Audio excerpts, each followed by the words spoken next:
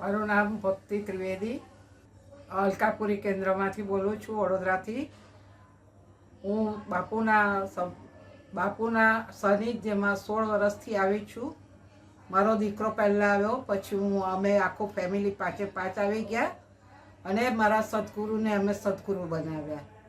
મેં બાપુના હાથે ઉદી પ્રસાદી પણ લીધી છે અમારા ઘરના બધાએ, અને બાપુના હાથ કાયમ અમારી ઉપર રહે છે.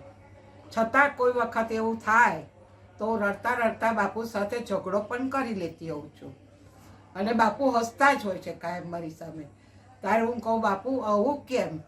હું તમને સદગુરુ ગણું, ઈશ્વરવાળા ગણું, મારા ભાઈ ગણું, બાપ ગણું, તો બાપુ આવું કેમ થાય? કંઈક તો બાપુ સમાધાન થાય ને આપણા માટે. બાપુ બહુ કહી નાખ્યું, હવે મારે નથી કહેવું, હવે મારો અનુભવ નાનો કહું છું. બાપુ, મારી દીકરીની દીકરી યુકે છે. એને પ્રેગ્નન્સીમાં લાસ્ટ સ્ટેજ પર રેગ્યુલર ચેકઅપ કરાવવા ગઈ. ત્યાં ખબર પડી, ડૉક્ટરે કહ્યું કે તને બીપી બહુ છે, બાળકનું ડેવલપમેન્ટ અટકી ગયું છે અને સિરિયસ કેસ છે. મારી મોટી દીકરી બહાર બેસી રહીને એની દીકરીને અંદર લઈ લીધી. પછી મારી નાની દીકરીને ખબર પડી એટલે તરત એનો ફોન આવ્યો, મમ્મી આપણી કર્મણા બાપુ ભક્ત છે અને સિરિયસ થઈ ગઈ છે અત્યારે, તો તું કંઈ પણ કર, બાપુને કંઈ પણ કહે. તો મેં કહું, તમે હનુમાન ચાલીસા ચાલુ કરો, હું બાપુ જોડે વાત કરું છું. તો બાપુને કીધું, બાપુ એનું ડેવલપમેન્ટ બાળકનું અટકી ગયું છે, એ સિરિયસ થઈ છે, બીપી હાઈ થઈ ગયું છે, કંઈક કરો, જેવું સારું થઈ જશે બાપુ, પહેલાં પાદુકા પૂજન તમારું કરીશ, પણ આપણી દીકરીને સારી કરો, બંને દીકરીઓને સારી કરી દો બાપુ. એ નવરાત્રિ 7મા નવરાત્રિએ ચૈત્ર મહિનામાં આવી છે બાપુ.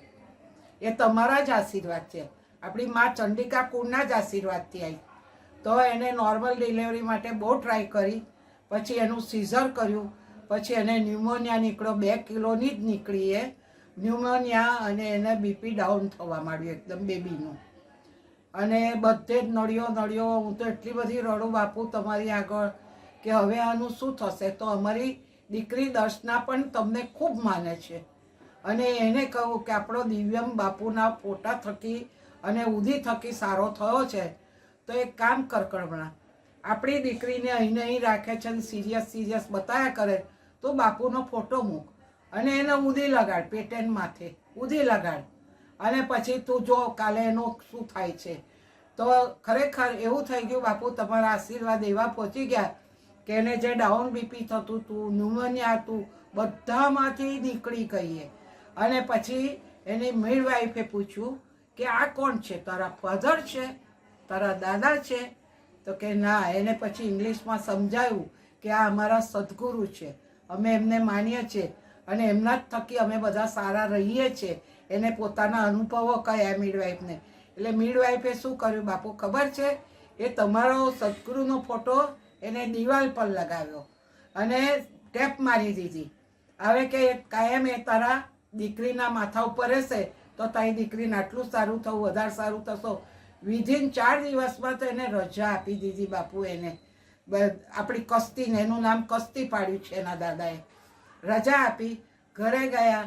પછી ત્યાં એને કાયમ રેગ્યુલર ચેકઅપ થતું હતું, રૂટીન. એનું વેઇટ વધવા માંડ્યું, બધું સારું થવા માંડ્યું. એને ત્યાં ઘરે ગયા પછી પણ એના બેડ પર માથા ઉપર આપણું બાપુનો ફોટો મૂક્યો, ઉદી લગાવે છે, આજની તારીખમાંય ઉદી લગાવે છે. અને મારી દીકરી છે ત્યાં, એ એના 2 દીકરા, હસબન્ડ વાઈફ, ચારેય ઉદી લગાડ્યા વિના બહાર નથી જતા, અને આ પણ ઉદી લગાડ્યા વિના બહાર નથી જતી, એની દીકરીને પણ લગાડે છે. બાપુ આપના આશીર્વાદ, આપણી ઉદી પ્રસાદી અને આપણા બધા થકી એ આપણી દીકરી સારી થઈ, એની દીકરી પણ સારી થઈ. અને બાપુ અત્યારે એટલી ખુશ છે, કસ્તી એટલી ખુશ છે કે બાપુ આપણે બિલીવ ના કરીએ કે આ દીકરી આટલી સરસ થશે.